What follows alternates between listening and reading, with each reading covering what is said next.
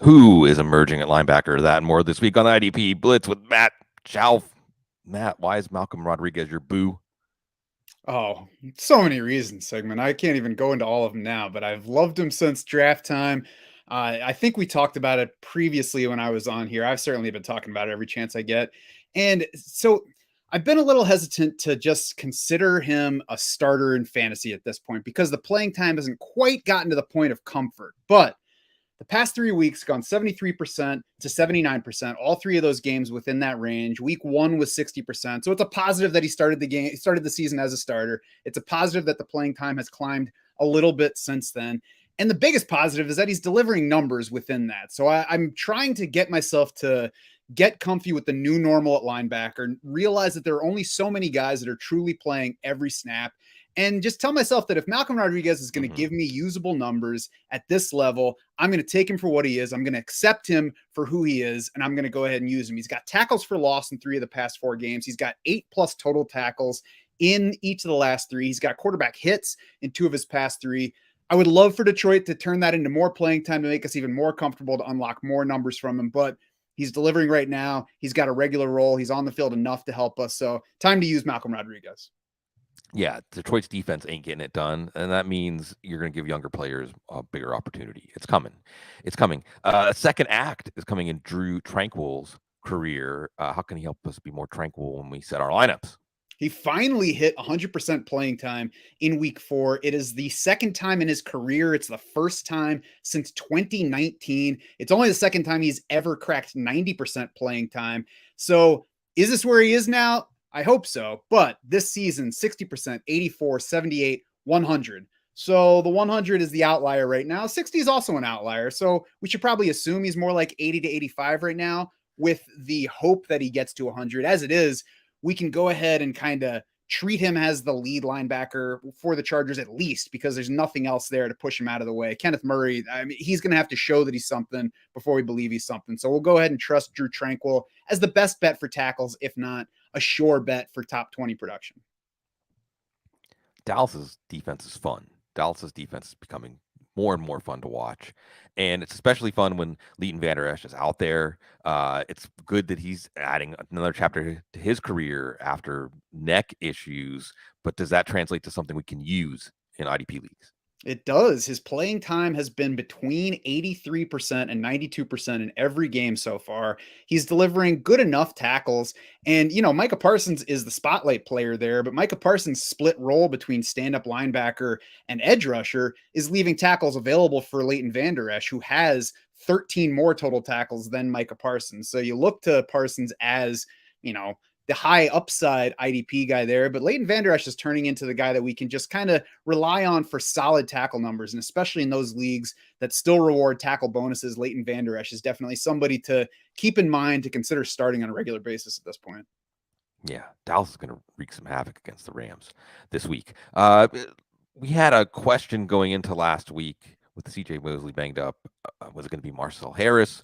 Was it going to be our old friend Quan Alexander? I'm sorry, with Quincy Williams banged up. Who was it, and can it help us? I mean, given his history, we just kind of assume CJ Mosley is the one that might be banged up, right? Yeah.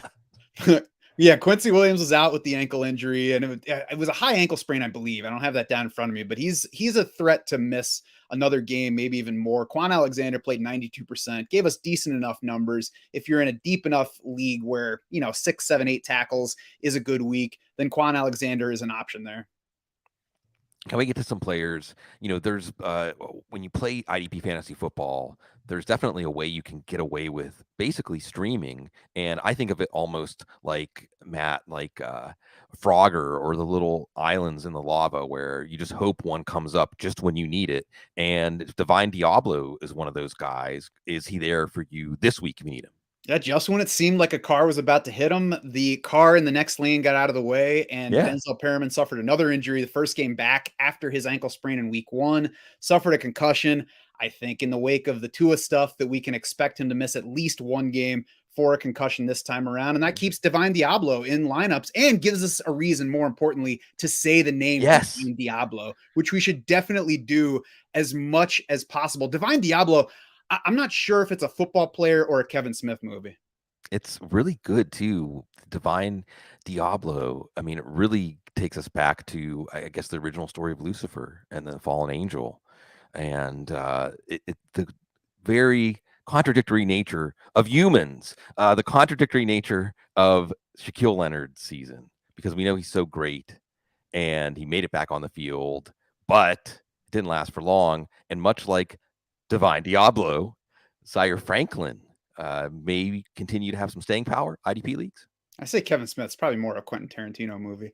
Yeah. Yeah, Zaire Grindhouse. Franklin is a guy that we can use at least for one more week. Shaquille Leonard finally came back, suffered a concussion and a broken nose. And Frank Reich says the broken nose might actually affect his missed time even once he's through the concussion protocol. So it sounds like that's pretty bad. They have to wait for swelling to go down before really assessing the damage and saying when he's expected back. So that meant full playing time for Zaire Franklin last week. It should mean full playing time for Zaire Franklin for the next couple of weeks or however long it is. We'll wait and see on Shaquille Leonard. He's LB5 overall, is Yeah. Franklin in fantasy points right now. So start him up.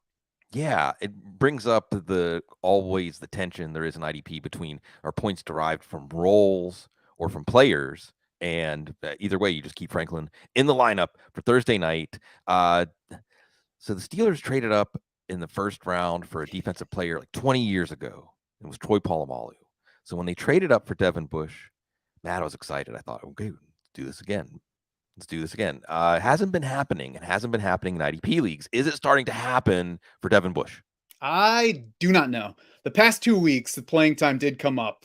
He after playing a little less than 50% in the first 2 weeks, the past 2 weeks have seen him climb up into the 70s, then the 80s. He had 11 tackles against Cleveland. He had 6 solos and a QB hit against the Jets.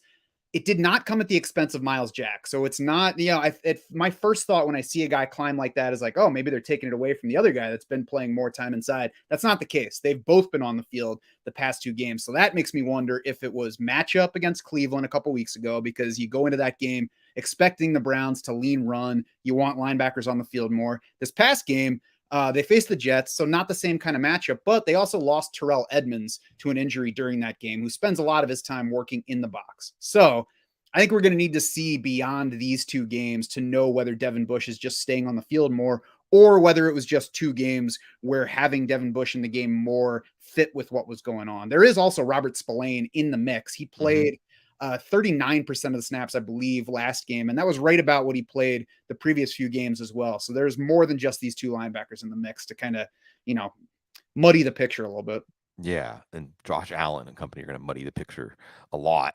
Probably make the Steelers linebackers look bad in coverage. This one's fun also. This is great. I'm glad that we're getting to talk about Jaylon Smith again. And you always root for him just because of how far he had to come back just to get on the field and be a productive player and make the Cowboys look smart for taking him. Are the Giants going to look smart for picking him up and playing him? He certainly landed in the right spot. He made his season debut for the Giants last week, played 50% of the snaps right away. And the reason it's the right spot is because their playing time leader is Tay Crowder, who's just kind of he's okay. He can line up there when you need a linebacker, but he's not stopping anybody from getting in who earns playing time. So we'll see. He was still at 100% last week with 50% Jaylon Smith. Micah McFadden, who's a late round rookie, has played in the 40s in snap share each of the past 2 weeks. So it doesn't look like they want him to climb to a bigger role. They also just signed AJ Klein, who has history with the former Bills guys who are now leading the Giants, both the GM and the head coach. So we're going to have to see if AJ Klein gets into the mix here, if Jaylon Smith's playing time climbs. I've been wary of Tay Crowder. Like, if you need a Giants linebacker, if you have him, you can go ahead and use him for now. But don't be surprised if one of these weeks the playing time comes down for Tay Crowder. I'll certainly be watching that on a week-to-week basis.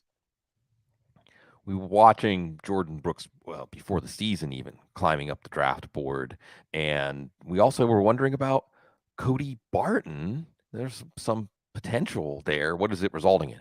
Yeah, there were plenty of people like, oh, Cody Barton's well set up for tackles heading into this year because Bobby Wagner's gone. He's going to be the LB2. That's how he started the season. And through the first 3 weeks, he was nearly a full time player. This past week, though, down to 62% playing time, which is well below what we can, a level where we can rely on numbers. The numbers didn't reflect it for him. He still got his tackles against Detroit.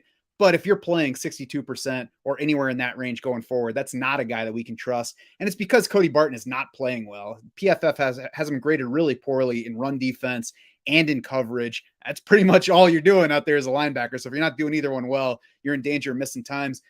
The other thing that helped him against Detroit is they spent so much time on the field that he still got his overall snaps. So again, if he stays below 70%, not going to be a guy we can use. I don't think we should use him in lineups for week 5 while we wait and see if he rebounds. All right, we have a good little math problem here as it relates to IDP fantasy football, and it is with Shaq Thompson. And it doesn't necessarily answer the question of whether to play Shaq Thompson in any given week, but it does allow us to talk about 2 different ways that we quantify opportunity. In one lens, Matt, it's not looking good or as good for Shaq Thompson, but in another, it's looking as good as always, even if the production hasn't quite been there yet. Why is Carolina's offense being so terrible helpful for him? Shaq Thompson was a full-time player before. This year, just kind of assumed that would continue being the case. It has not been the case. He's played 82% or less of the snaps in 3 of 4 games. And suddenly, Frankie Louvu, or as I call Yeah, him, Frankie Love You, yeah, is the leader in playing time for the Carolina Panthers linebackers. And week 1, that was the case. He was the surprise guy that week, and he didn't really play that well. So it was like, all right, maybe this happened once. Maybe week 2 is going to be different. Shaq Thompson's playing time climbed in week 2. So I was like, all right, I guess we'll see. It's kind of fixing itself here. But then Frankie Love You played a good game in that second week. He had 4 tackles for loss, and he has gone to being that full timer since then, at least the best bet for playing time. So he's the play among Panthers linebackers. Shaq Thompson is still in play because, as you alluded to, 2 of those games where he played 82% or less, he still got to 60 plus defensive snaps because the offense is terrible. So the defense is on the field a lot. Now, in general, if you're playing 80% or fewer snaps, it's not great. Talked about that with Malcolm Rodriguez. It's a little bit more playable now than it used to be. But if you're 80% of the snaps means 60 plus total snaps, that's a full game of snaps for most defenses. So if things right. stay that way, Shaq Thompson will be okay numbers wise. So it's kind of 2 things for us to watch. Is the offense going to become competent at some point? Doesn't seem likely right now. No. Does Shaq Thompson stay at the same playing time level? That'll be okay if he's still getting 60 snaps a game. It'll be not okay if they start spending less time on the field. Yeah, again, one of those simple principles proven. It's good to have IDP players on bad teams. It's like the inverse of what we look for in offense. Matt Schauf has everything we look for in fantasy analysts, and it's great. I get to spend time with them. We get to spend time with them every 3 weeks. You can spend time with him all the time over at Draft Sharks, SCHAUF DS, and again, I'm bringing an off-air conversation on air. I look forward to the spinoff, the Matt Schauf dad joke master. I think that it may be more lucrative and have more legs than your fantasy football career, and I love you as a fantasy analyst. So Honestly, I think my best material is probably the car ride to school with my 13-year-old daughter, where I just try to out 13 there you her. go. That's it. I mean, you just have the camera set up on the dashboard, and maybe like the little inset of a camera of her reactions, and that's it, man. That's going to become the highest rated. What, TikTok? Is that what the kids do I now? guess so. I'm You going to need call it Knock Knock. It's going to be just a dad joke. Social network. It's $1 million idea. You need to give it a shot. Folks, you need to always give IDP fantasy football a shot, as you are. Makes you the coolest part of the fantasy football community. You play real fantasy football, and you're so classy.